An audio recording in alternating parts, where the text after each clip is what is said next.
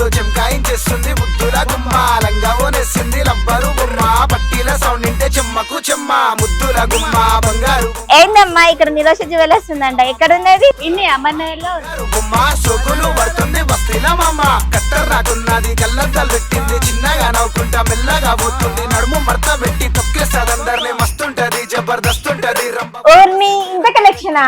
జరంత వేసే రాదు? వేస్తానమ్మా నీకోసమే. ఏం చూపించాలమ్మా? ఒక చక్కటి హారం చూపెట్టండి.